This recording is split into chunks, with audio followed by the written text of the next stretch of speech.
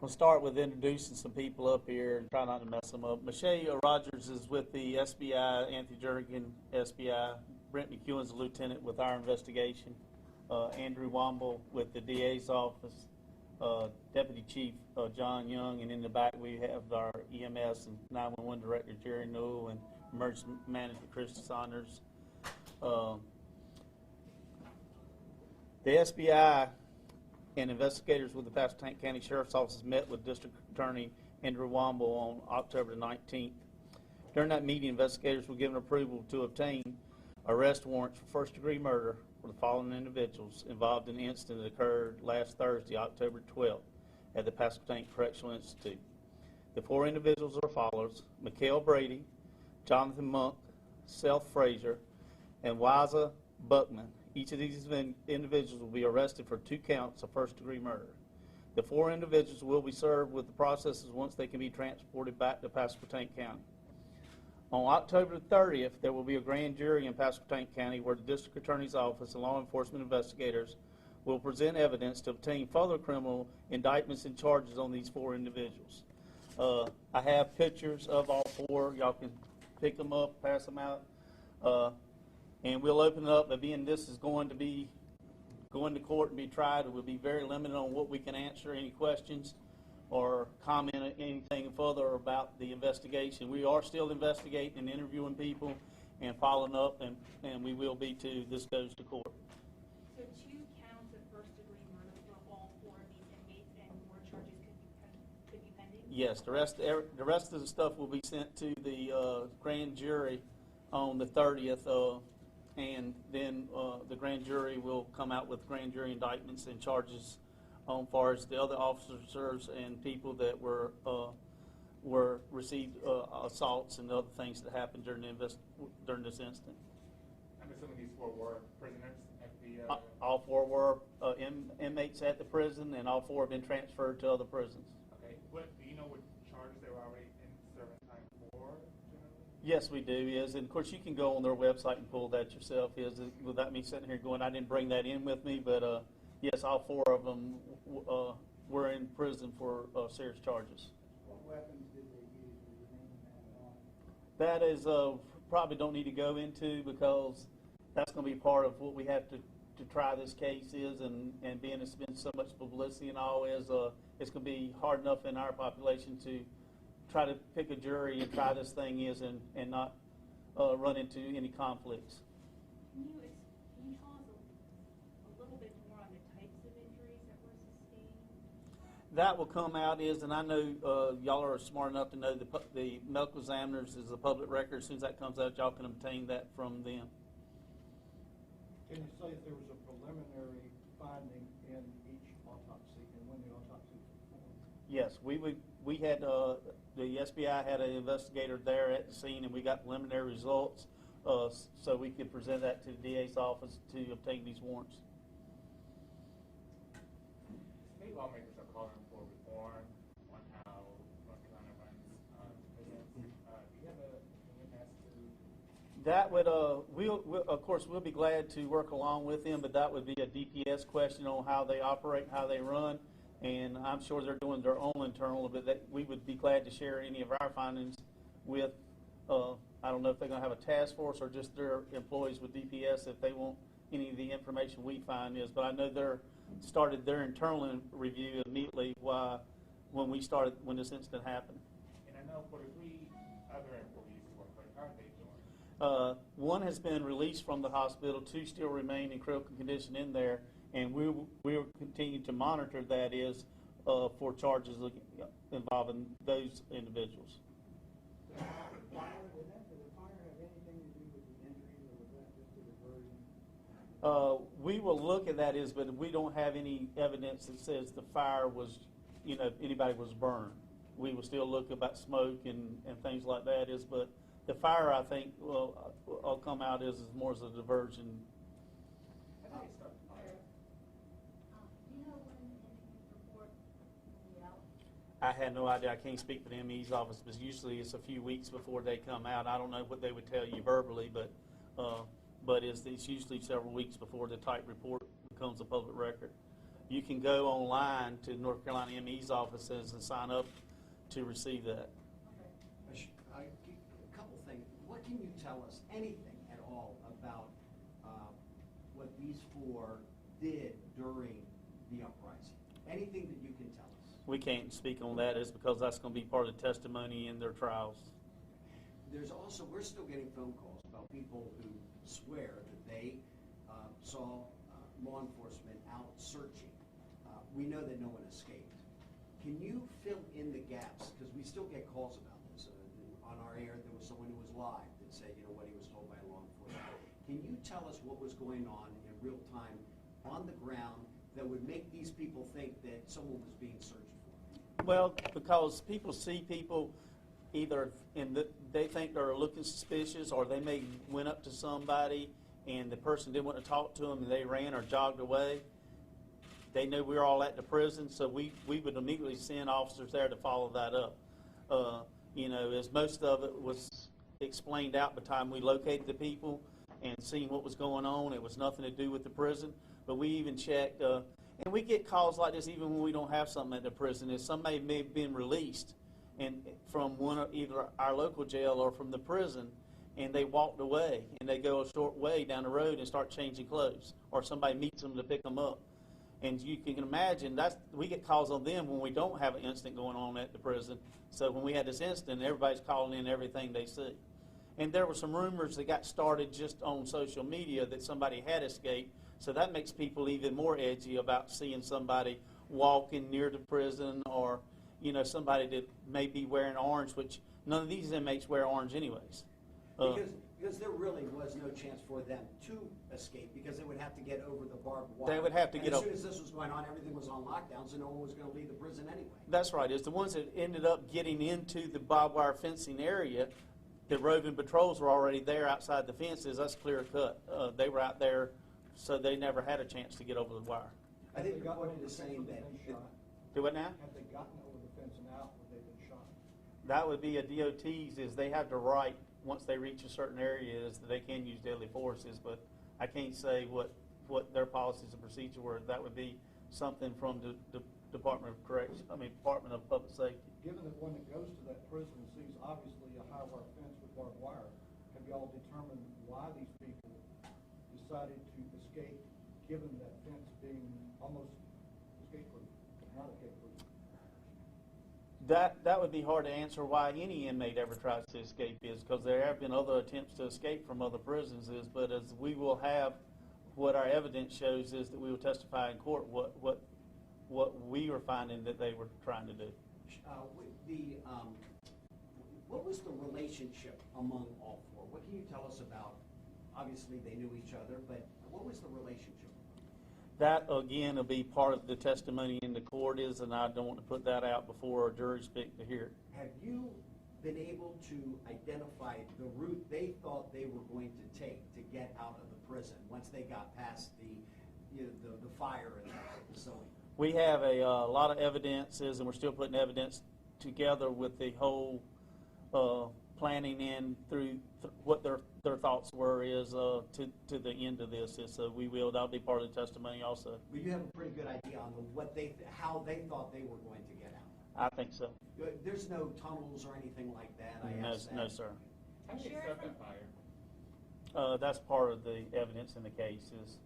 Sheriff, from the beginning, you said that this was a planned attack. It was not spontaneous. How do you know that? Was this From our investigation. through interviews, talking to people, talking to them? How do you know? That's from all of our investigation. Could you speak about the toll this is taking? You lost 2 employees, 3 more injured. Sir, said it. Talk about the toll this is taking on the employees. Oh, this has been a terrible toll. I can't imagine these families, what they're going through, and even the other employees. As DPS has quoted to y'all in the past, is their family, and we're all family. So I can't speak for what they're going through, and it's just a sad, tragic event. And yes, it's going to take a lot of healing, a lot of time for these people. And even employees that witnesses are still struggling with it and even emergency personnel. Nobody wants to walk into something like this. What changes are coming to Pasquotank in light of this? That'll be Department of Public Safety thing is, we can't control how they operate. Sheriff, have any changes been made so far? I don't know, again, that would be a DPS question. You have met with the families. Yes. Can you tell us what you can and what you're willing to about your meetings with the families and what they said about their loved ones? Well, they loved them to death. They were all good people, and that and this is just tragic, and their different family members are going about it different ways of grieving, like all of us would, as in all of our families when we have something. But this is hard on them, and it's going to, like I said, I can't imagine being them. Was there any information that those that were lost had concerns or anything about that something like this would happen? Anything from them about that? Well, anything like that about the case will be, like I said, will be testimony and that again is we can't try this thing in the media. How long have they still, go ahead. How long have they been in the sewing plant? Different times for all of them but that's part of our investigation too. When they went in there, how they were chosen to go in there. We will look at all that stuff. Is the prison still in lockdown, number one? And given that the jail you oversee, Auburn District Jail, is close by, did you take any precautions or any measures after the incident Pasquotank Correctional to secure your jail to make sure there was no uprising over there? My understanding is that the prison is still in lockdown. I haven't talked to anybody this morning, and our jail went into a lockdown. As a matter of fact, spoke with our new jail administrator we hired. They immediately locked down and did a head count. And also because I was talking to him about that is I was getting him to send us some help from there because we had people that responded from their emergency cell extraction team over to the prison to help me over there. Is ADJ still in lockdown or is it offline? No, they're off. They're back to regular operations. How long were they in lockdown? I don't know. That would be check with Mr. Jones at the I jail. don't know if it was like 24, 40 hours, a couple days or hours. I don't think it was that long because we had no issues over there. As a matter of fact, it was not only did I take some help away from him but that was also because we were getting the calls, as Mr. Fox said, is about possible people being out. So we not only checked the big prison there, we checked the minimum security prison with the state, and we checked our prison. That's the only way you can find out for sure. Sheriff, what can you say about the sentences that these people were facing, and what could they face if they're convicted of this? Well, first-degree murder in North Carolina it can be life without parole. It also can be a death penalty cases. But Mr. Wammel would be the best one to answer is, and I don't know. I don't want to speak for him. If he probably hasn't even had a chance to make that decision yet. Would these come under capital murder charges? That would be. It has to meet certain criteria, but Mr. Wammel's office would. As a professional, do you think that these meet that criteria? We're not going to pass on the weight or the sufficiency of the evidence at this point, Mr. Fox. Suffice it to say that, as Sheriff indicated, first-degree murder is the most serious crime that can be charged in the state of North Carolina. It carries two possible punishments. One is life without parole, and the other is the death penalty. I can assure you that my office intends to prosecute this to the fullest extent. Can you say anything about what sentences they were facing before all this happened, like how long they were supposed to be in jail for? I cannot. That would prejudice a potential jury that, we're hoping to keep this case in Pasquotank County. Obviously, our demographics and the small, this is a small community, and I'm hoping to keep the case here, so I don't want to prejudice that by too much information about these individuals. Is there anything you want to say about them? Anything that you can tell us about each of them? Mr. Fox, I can't, several reasons. I simply cannot comment on my belief on the weight or the sufficiency of any evidence that I may present at trial. So I'm going to leave it at that. Okay, All right. thank you, sir. Thank you. I wonder, can I run through these real quick, Sheriff? Can you tell us where they are located now? Buckman? No, they're at Polk. What I've been told is 3 of them are at Polk and one's at Central Prison.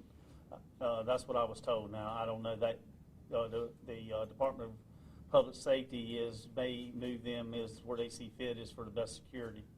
Do you know which one's at Central? No, I didn't bring that in here with me. I just. Sheriff, of all the employees who were injured and who have been released from the hospital, have any of them returned to work? Saying some of the injuries weren't serious. I do not I would have to go through the list and that would be a Department of Public Safety which ones I believe some have, but I don't know for a fact which one is. We don't get involved in the day-to-day operations of how they run their organization.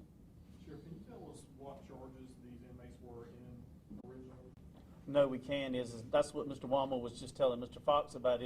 That would be prejudicing the jury who may try these cases if we put out what crimes or if they committed any crimes. Of course, they were in prison, but we can't go in. We can't discuss their records before they're tried. What type of inmates would be at this prison? Is it maximum security, and what type of charges would inmates like this have? They house pretty much any felony convictions of that prison. I think it's a little bit of everything at there. I don't know. They have a lot of prisoners there. It'd be hard to name everything that somebody's there for. To follow up on what he asked, why were they sent to Polk in Central Prison? Was there any specific reason, or that's just? That would be a Department of Public Safety question but my understanding is that both of the places they were sent is used for detaining people that may have done something or have some kind of trouble so this would be a more secure segregation type of area they care. That's what I've been told. Mr. Wamble, in your professional career, where does this fit in with what you're going to prosecute? Possibly. As it stands, this would be the most serious matter that I've ever prosecuted. Certainly, we've had first-degree murders and we've had death penalty cases, but not this scale. And that's part of our decisions that will be made as far as how to try the matters when you have multiple defendants and multiple victims. And so we'll be making those decisions a little later on. But I will tell you that as far as the emotional toll on my office, this is serious and probably one of the most that I've had my hands on. Yes, sir.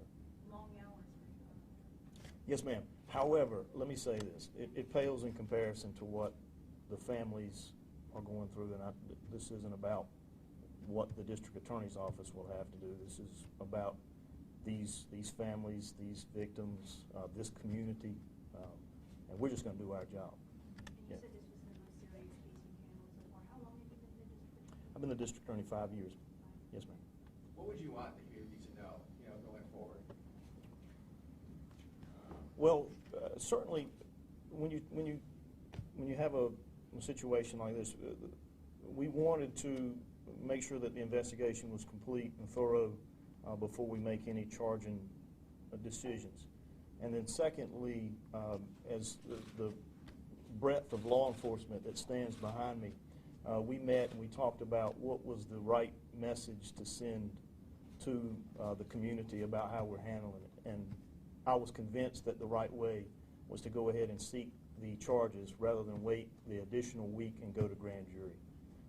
And so that's the message that we want to send, is that the investigation is thorough, it's being done by professionals, it's being handled the right way, not only with the evidence but also with the emotional impact, and that we're making swift but measured decisions about how to proceed.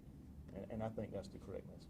And you Yes, also ma'am. need to wait to see what happens with the two people who are still in the hospital in critical condition, because that, depending on what happens with them, that could change things, right? Certainly, yes, ma'am. And as Sheriff mentioned, the investigation is continuing. Certainly, there will be additional charges. We know that. It's the scope of those additional charges that we're on a wait-and-see mode, but there's certainly more charges to come. We'd like to process those through the grand jury rather than obtaining criminal warrants in district court. Were there any other inmates involved in this incident that aren't being charged with murder? Let me answer that by saying the investigation is ongoing, okay?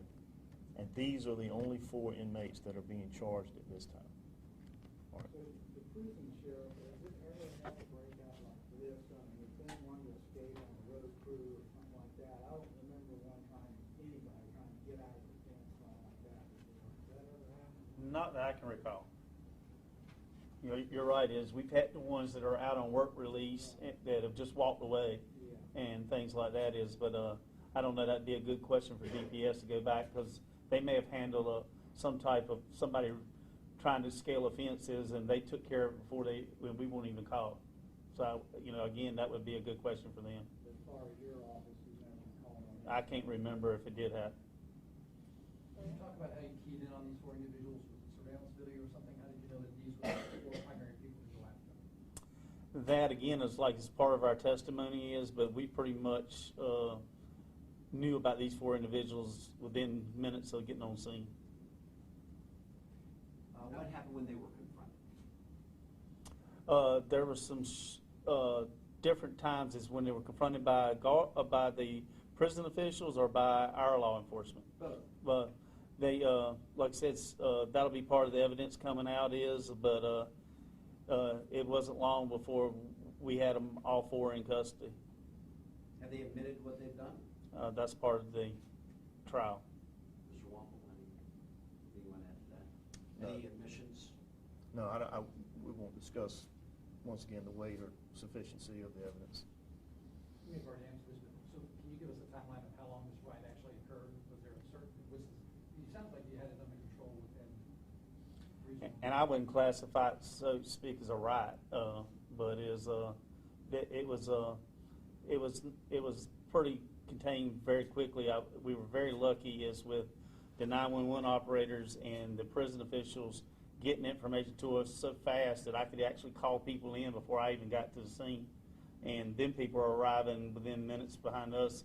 But it could have been a lot worse, but I think we did as well as we could, and we had a lot of help from surrounding counties and other state agencies and everybody pulling together, even, you know, probation and parole people showing up. So that's what made this work. And the staff there were already on this a lot quicker than I think these individuals thought they would be on it.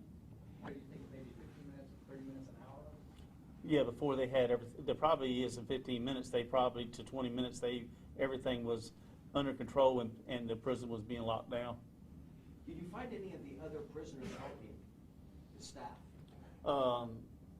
That would be part of our testimony too, is that's part of the evidence in this case, who did what and where they did good or bad. So that all would come out into the trial. Yes, ma'am. Corrections operators, have they resumed work in prison?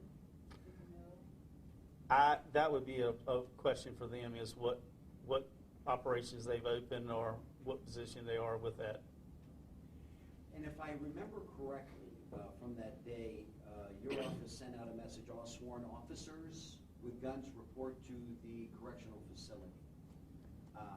Have you ever had to do that before? I didn't send that out. I heard about it, but I didn't send it out. But I did say send me anybody that's available, but I don't think I said it in them terms.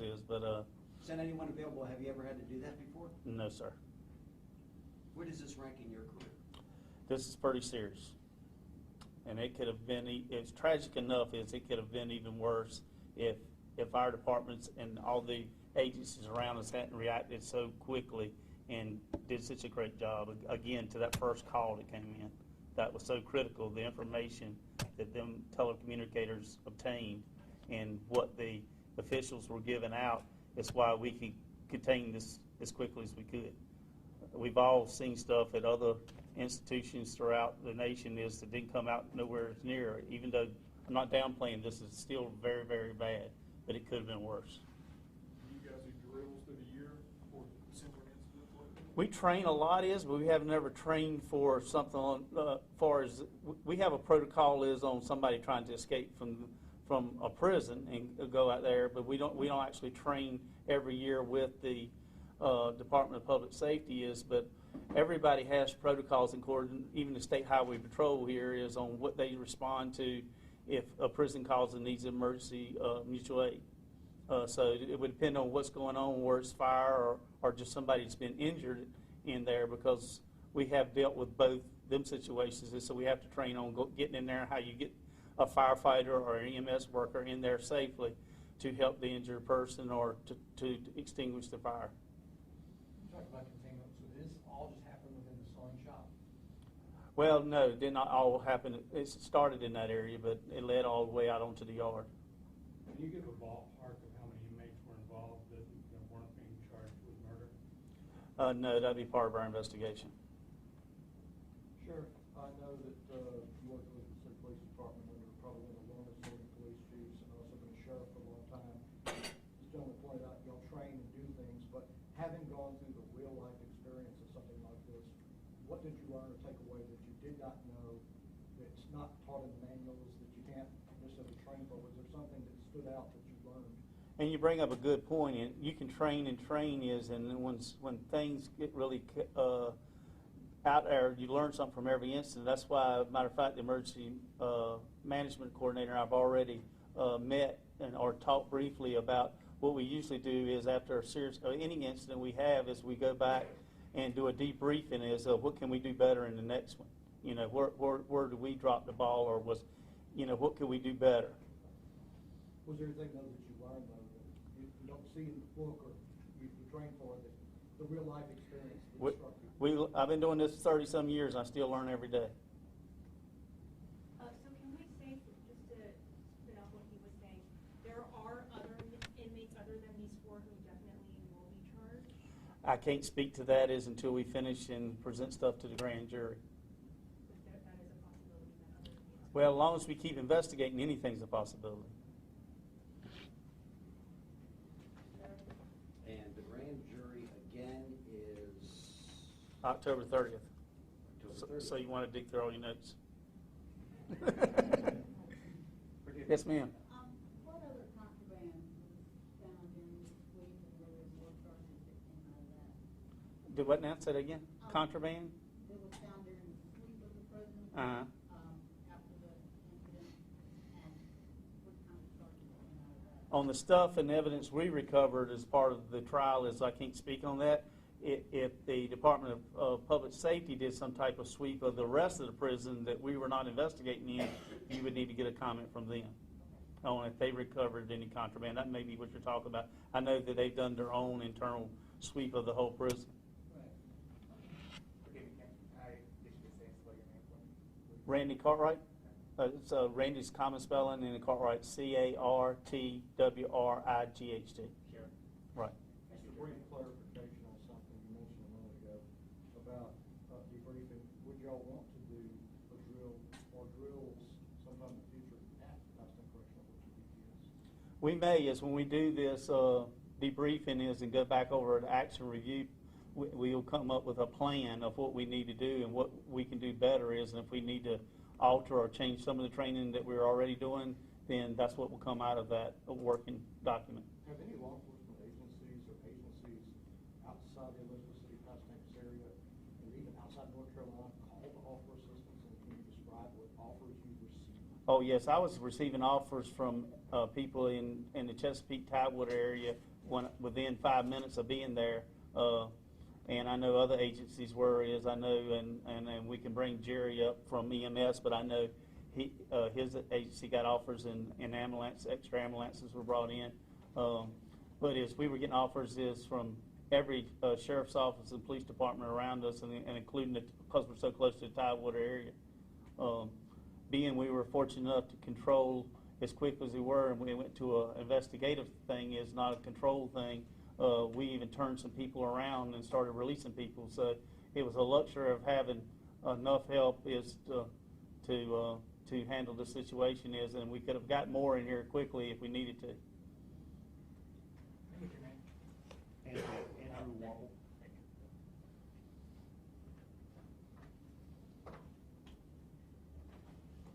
All righty, thank y'all. Thank you.